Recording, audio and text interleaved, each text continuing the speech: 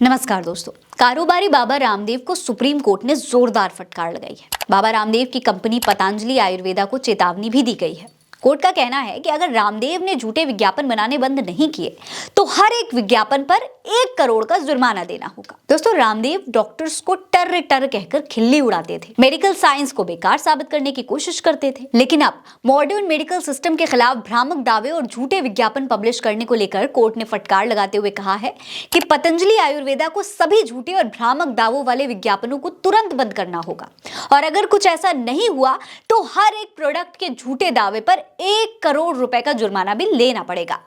इसके बाद कोर्ट ने निर्देश दिए हैं कि पतंजलि आयुर्वेदा भविष्य में ऐसा कोई भी विज्ञापन नहीं करेगा और ये भी सुनिश्चित करना होगा कि प्रेस में उसकी तरफ से कोई भी कैजुअल स्टेटमेंट न दिया जाए। कोर्ट इस मुद्दे को एलोपैथी बनाम आयुर्वेदा की बहस नहीं बनाना चाहती है, बल्कि झूठे चिकित्सा विज्ञापनों की दिक्कत का सही समाधान करना चाहती है। दोस्तों, इस मामले में कोर्ट ने सरकार से कंसल्टेशन के बाद कोर्ट आने के लिए भी कहा है। केंद्र सरकार को ही इस पूरे समस्या का निपटान, एक समाधान ढूंढना होगा। दोस्तों, आपको याद होगा 2014 में दिल्ली की एक चुनावी रैली में रामदेव पीएम मोदी के साथ में बैठे हुए थे। आपने सामने मौजूद भीड़ से वोट की अपील कर रहे थे। रामदेव भीड़ से कह रहे थे कि आप और लोगों को समझाएंगे, है ना, तुम घर पर तो नहीं बैठ जाओगे। भीड़ ने भी चिल्लाकर कहा था कि नहीं। मोदी जी मुस्कुराए थे, रामदेव हंस पड़े थे।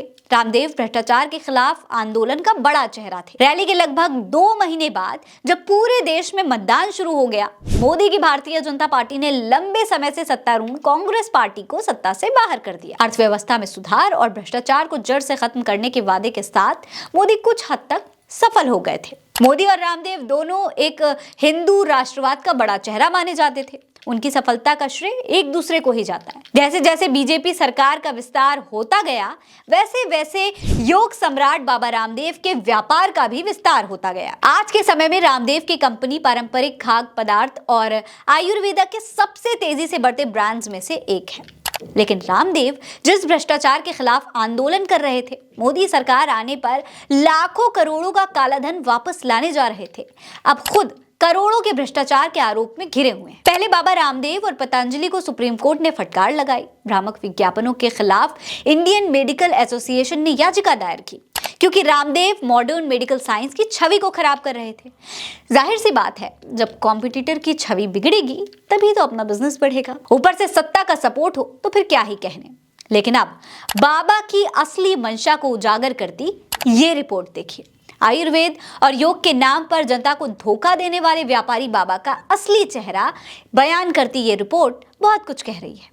देखिए द रिपोर्टर्स कलेक्टिव कि ये रिपोर्ट क्या कहती है। इसमें बताया गया है कि लोगों की नजर में बाबा रामदेव एक योग गुरु के रूप में फेमस हैं, जिन्होंने भौतिक और आध्यात्मिक क्षेत्रों का मिश्रण करते हुए व्यवसाय में कदम रखा था। हालांकि दिल्ली के पास अरावली रेंज में बसे मंगर के गांव में उनकी पहचान एक अलग तरीके से ही है।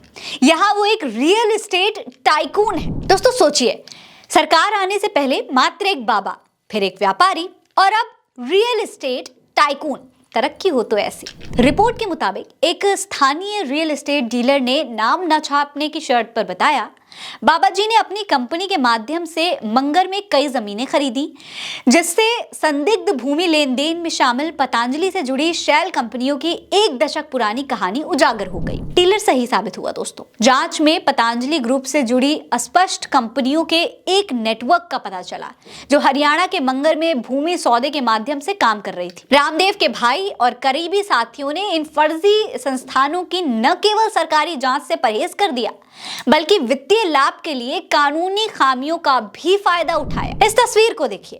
इसमें उन एक छोटे से गांव में पतंजलि की जमीनों का पूरा कच्चा चिट्ठा बयां किया गया है। 13 अलग अलग जमीनें, कोई 3 एकड़, कोई 2 एकड़, तो कोई 33 एकड़। यह पूरा कब्जा पतंजलि का है। अब सवाल यह है कि कब दवाएं बनाते बनाते ये फर्जी कंपनियां बनाने लग गए, क्या किसी को इसकी खबर हुई?